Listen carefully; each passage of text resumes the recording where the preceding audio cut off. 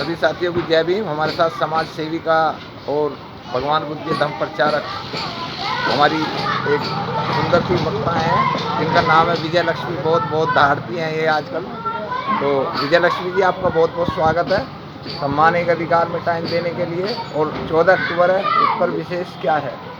14 अक्टूबर 1956 को बाबा साहब ने बौद्ध धर्म की दीक्षा ली थी और इस रूढ़िवादी परंपरा को उन्होंने मतलब ख़त्म किया था।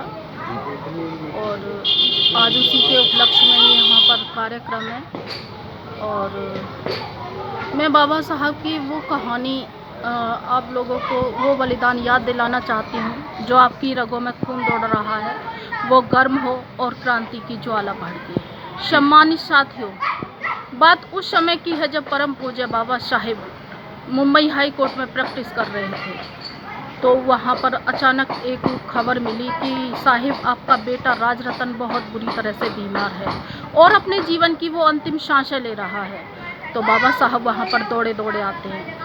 और इस घटना को आगे बढ़ाने से पहले मैं बताना चाहूँगी कि इस संसार को बाबा साहब की 4 संतानें समर्पित हैं। इस संसार की हर महिला के लिए बाबा साहब की 4 संतानें समर्पित हैं। बहुजन गति आंदोलन देने के लिए परम पूज्य बाबा साहब ने अपने 4 बच्चों की कुर्बानियाँ दी। और यहाँ मैं जिक्र कर रही हूँ बाबा साहब के बेटे राजरतन का। तो बाबा साहब घर दौड़े दौड़े आते हैं, तो वहाँ का जो माहौल था वो बहुत ही गंभीर था। और जैसे ही बाबा साहब ने राजरतन को अपनी गोद में उठाया कि राजरतन ने बाबा साहब की गोद में दम तोड़ दिया। तो इस दृश्य को देखकर माता रमाबाई, जो बाबा साहब की जीवन संगिनी थी, वो बिलक बिलक कर रोने लगी और बाबा साहब का कॉलर पकड़कर कहने लगी कि बस कीजिए साहब, बस कीजिए। आपने समाज सेवा के चक्कर में आपने एक एक करके मेरे पूरे परिवार को उजाड़ दिया, बस कीजिए साहेब। तो बाबा साहब कहते हैं कि चुप हो जाओ रमा, चुप हो जाओ। तुम तो रो सकती हो, मैं रो भी नहीं सकता, क्योंकि मेरी आँख के आंसू सूख चुके हैं रमा।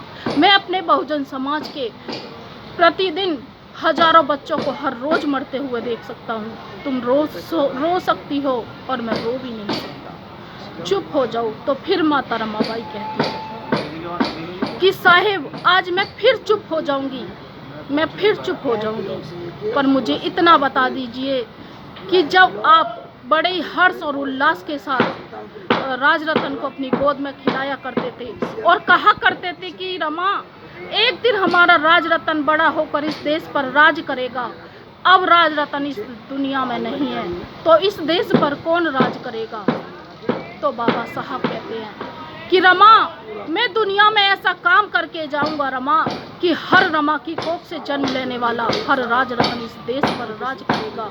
और वो राज हमें परम पूज्य बोधिसत्व बाबा साहेब अपने संविधान में दे करके गए। बाबा साहब के मतलब सच्ची माँ से भी बढ़कर हमारे लिए सोचते थे। आज जितने भी हमारे पास हक अधिकार हैं, मान सम्मान, सब बाबा साहब की बदौलत है। बाबा साहब संसार के प्रत्येक व्यक्ति बाबा साहब का ऋणी है। इसी के साथ मैं नमो बुद्धाय, जय भीम, जय भारत, जय संविधान, जय मूल्य।